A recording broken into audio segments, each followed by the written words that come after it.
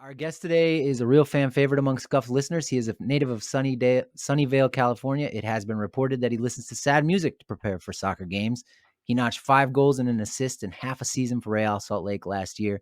He may be the only professional soccer player to have also worked as an employee of Dutch Bros while he played professional soccer, and he got his first cap with the USA a couple weeks ago versus Slovenia. Diego Luna, welcome to Scuffed.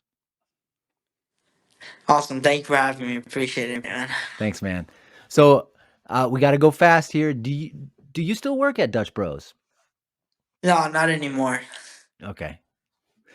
You did it for like just a few months when you first. Yeah, I did it for about 6, 7 months when I first got to Utah. Okay. All right. Did your coworkers know that you were a famous soccer player? No, they didn't know, but word got around as soon as I, got the job and started showing my face, and people started recognizing me. So word got around quick, but they weren't super fans of soccer and stuff. But they knew, of course, who RSL was. So yeah, That must have been kind of nice. yeah, definitely. It You was know, you, definitely nice to get away and not really think about soccer and kind of put your mind in a different place. that's so cool that you did that. Yeah. Um, did your teammates know that you were doing it?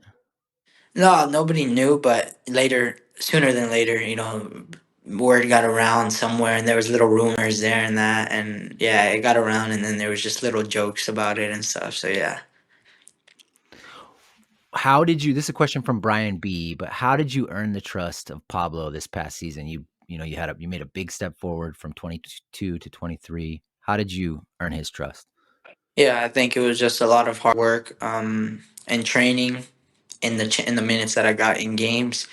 I think it was, showing the attitude of not getting minutes but continue to training hard. And I think it was going to the US U20 World Cup with not a lot of minutes under my belt in 23, and then showcasing myself at the World Cup to then show the coach and show people who I am, and then being able to come back here and getting my chance and taking a hold of it, and showcasing myself and making sure that I'm working hard and my defensive work was there while also giving the team attacking chances. Yeah. Um. So, did you notice a change in your role when Chicho came to RSL? Like, what, if anything? Also, so two-part question: what, if anything, have you learned from him directly, or just by playing next to someone with that quality? Yeah, I don't think my role has changed. I think I'm gonna continue to play how I play and create chances for my team. And I think, yeah, it's been helpful to have a true nine and someone with such, of course, you're playing with somebody with such high quality that hopefully this year I can get him a lot more goals and get myself a lot more assists, right? And I think we just need to build the chemistry together with connecting and stuff like that. But overall, it's been good. Okay. Would you, jumping around a little bit here, but would you recommend USL as a development path for other young players who want to be successful in MLS or maybe even go to Europe someday? Recommended is a interesting word. I say it worked for me. It worked for Fidel coming into RSL. It worked for many others that are now playing in Europe, that are now playing in MLS teams. But there's also a lot of other kids that have had success going straight to MLS. A lot of other kids having success going to college, then to MLS. A lot of kids, going straight from academy to Europe. There's a lot of routes, and I think it's all just dependent on the player, all dependent on how they see themselves as a player, what their goals are, and what's right for the player. If they think they're ready for the jump, I think a lot of it is having people around you that also you can trust, that can see what's best for you and the output of things. Because in your head, you might be ready. I'm ready for Europe, or I'm ready for this now. And there's other people that are like, I don't think, let's take this step first and let's see how you do there, and then we can go there. And I think it's all about just the situation you're in and having people and advice from other people around you, and staying humble enough to realize where you're really meant to go next. I think is a big thing. Who do you rely on for that kind of Yeah, guidance?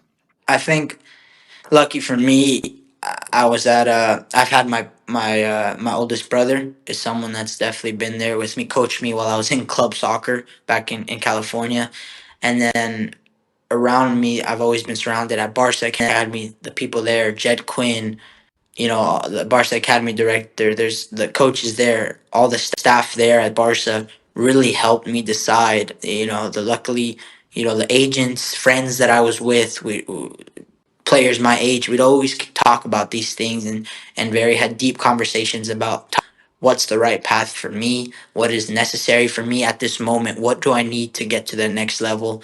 And yeah, I think I'd say my oldest brother Armando is someone that has definitely helped me and been there to humble me, but also to give me the boost that I need. Like, you're ready for this step, but let's make sure that you work hard on these things to make sure you're ready for this step, and let's make sure you do better here than all these kind of things. And maybe he told me sometimes that I wasn't ready for these big steps because there was things I needed to work on to be there. So it was definitely a good voice in my head to have and stuff.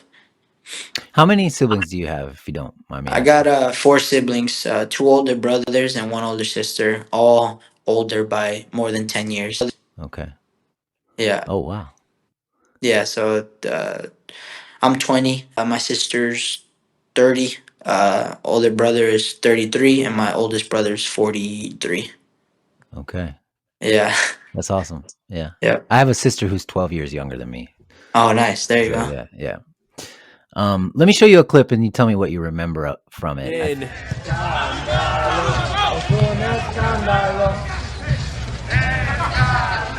Trying to find something, serve to the back post. Oh. And the opener goes to El Paso. The Loco find the goal, the 17-year-old Diego Luna. Do you remember that? Yeah, I do remember that. It brought a smile to my face right away. That was awesome. Yeah, that's my first professional goal Right. for El Paso, and yeah, that it was an awesome feeling, dude. Freaking yeah, I don't know how to explain it. It was something that I think it summarizes my experience at El Paso, the joy that I had in that moment. And, you saw after the goal, everybody jumped on me. Everybody was so excited for me. Everybody was having fun there. And it Yeah. just shows the team that was there for me, that really knew, and all those players believed in me and believed in who I could be. So it's just amazing, man. I said it before. I couldn't have asked for somewhere better to start my professional career than at El Paso and with those guys. Guys, I can name them: Richie Ryan, Yuma, Leandro Carrillo that played for Juarez, and also those guys, man, were unbelievable leaders, but unbelievable guys to me, and that really led me. Veterans that really led me in the right direction, and Mark Lowry as the coach really, uh, he coached me so well at a young age to know when to be on me, but also know when to let me be a teen and let me be who Diego Luna is, to express myself on the field, but also knew when to like snap at me to get me back into the game, focus and stuff. He he did everything well, and I think everything at El Paso was, you know, everything there was a dream. There was nothing that really brought me down. And if there was, there was so much good to cover for it. So I think it was yeah, it makes me really happy just seeing that video. Yeah, cool. Cool. That's it's awesome that you had such a good experience there. Yeah. Um uh let's see. To what do you let me move on here. Has being a new father, this is a question from Tara, who's one of my co-hosts. Has being a Yeah. new father changed your perspective or your goals at all on the field? Does moving to Europe eventually still feel possible, or is that still an ambition? 100%. I think Yeah. it's definitely changed how things are, but it hasn't changed them that much. Like it hasn't changed my goals. It hasn't changed aspirations or anything like that. It's only given me the motivation to work harder. There's a new switch in my brain that hasn't I have no idea was even possible. I have a son, right? And looking at him, I just see like myself, a younger version of myself, and you there's this love that you have no idea you're capable of having. And 5 months ago, I had no idea. So, I think it's only given me motivation, and I think it's difficult, of course, having a newborn, having a young son to look after and stuff. But everything in life is doable. I think moving to Europe, no problem. It's just gonna be a little harder. You got someone to take care of. You have a little, just something that's there, but it's nothing. Having a son or a daughter is not going to stop your aspirations if you're really determined for it. It's just going to be a little bit more difficult to stuff to handle, to travel with, all these type of things, and that's the life. It's all for sacrifices and for stuff that hopefully gets returned to you with success in the end. Mm-hmm. Is he smiling at you yet? Yep. Awesome. It's unbelievable. Yeah, it's awesome, man. I think times like this, it's tough. I can't imagine guys that I've left. I've been away from him for a while with the camp, and then now with preseason. It's hard. It's very difficult. So getting on FaceTime as much as you can and stuff like that, it means the world. But it's very difficult because you just see him there and he's smiling at you through the phone and stuff. It's awesome. Yeah. Yeah, because I didn't mention this, but you're in Portugal right now, right? Yeah, we're in Portugal right now. Yep. And when do you come back? Next Sunday. So we still got another week here. Okay. Yeah. Is things going well? I see the videos on Twitter. Yeah. No, yeah. Everything here has been good. We have our first match tomorrow versus Bromby.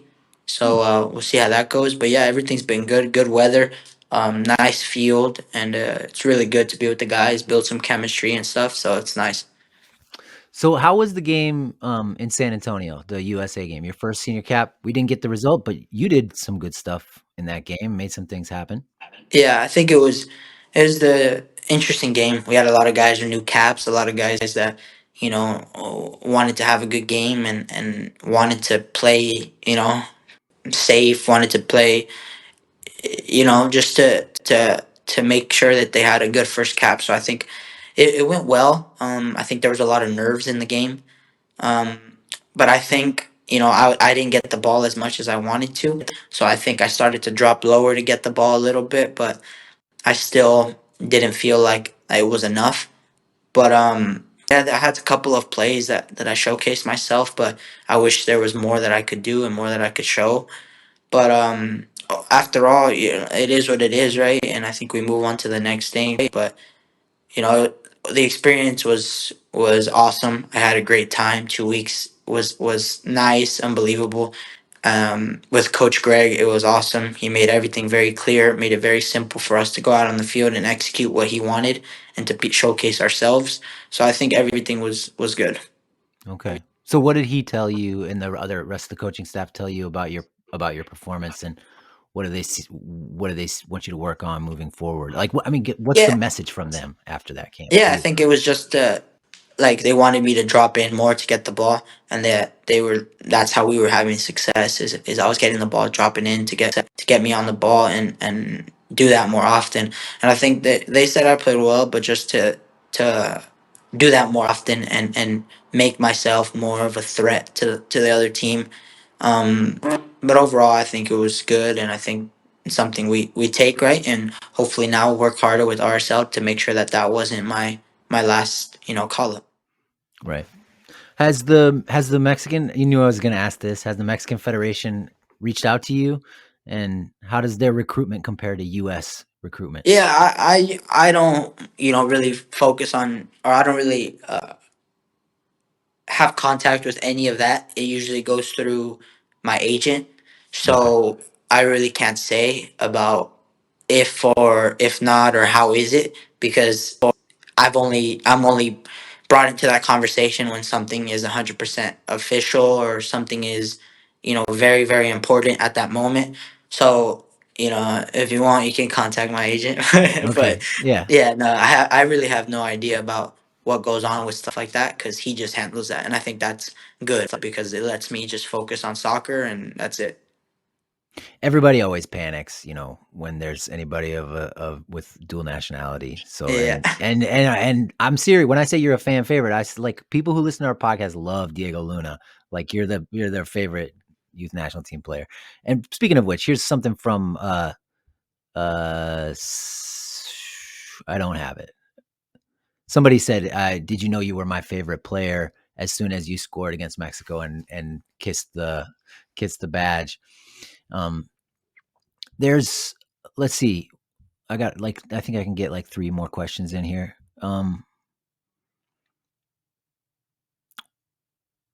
Christopher asks, "What's your understanding of how the Olympics roster will be constructed?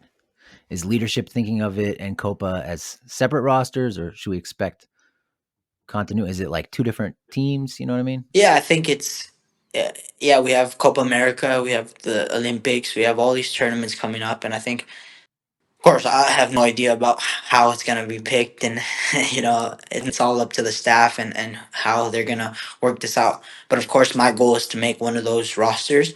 And I think with the Olympics, I think it's usually right a U23 team kind of with some Yeah. 3 or 4 main players, and that's up to whoever they want to bring. Right? It could be, it could be a goalie, it could be center backs, it could be a forward. It's all dependent on how they see it and how they want it, and who wants to play in the Olympics. Right? That's also a very big deal.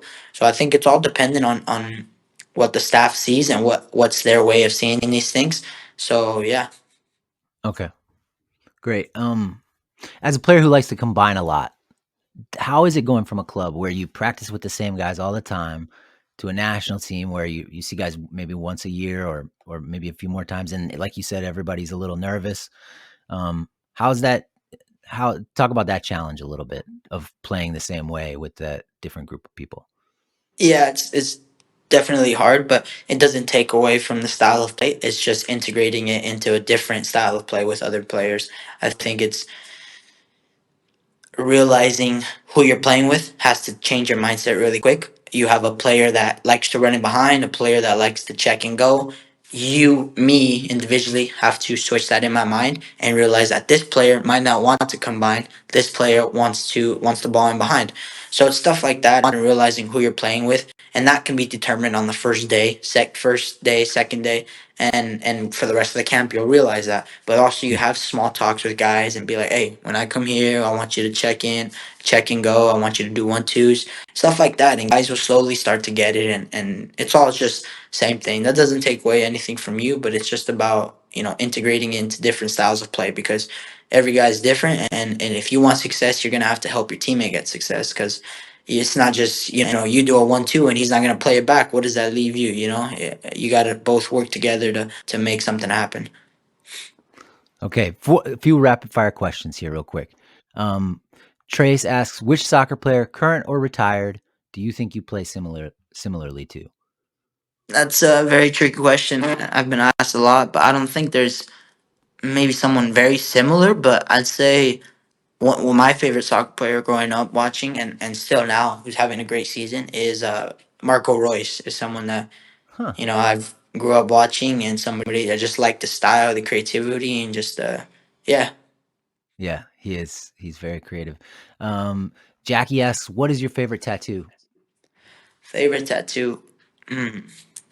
I don't have one of my son yet, so that one's what is next. But That's gonna be the one. I got my mom's name and stuff, but I got my legs done that are pretty cool. So I got the Joker on my leg and Bane from Okay. Batman. So those are Yeah. 2 cool villains that are on my leg. Oh man, she's gonna love that answer. Yeah. More Buildings and Food asks, if you could play one 90-minute match alongside one retired American player, who would it be? Landon Donovan. Okay. And then last question, Scott asks, let's say everything works out perfectly for you for the next 5 years.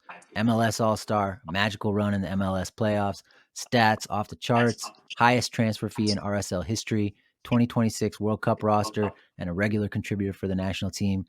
Given that in 5 years, what club are you playing for?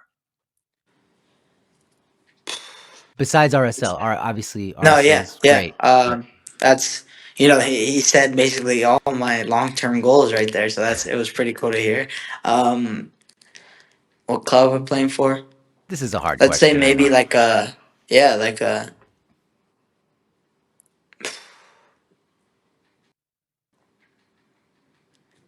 It's a big.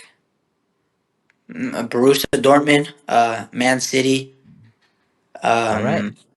Yeah, one of those teams, or a top division team in Netherlands, in Belgium, Anderlecht, PSV.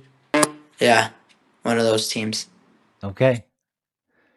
We got to go. I think you got to go to dinner with the team, but Perfect. Yep. thank you, Diego, for doing this. Yep. Thanks everybody for listening. We'll see you.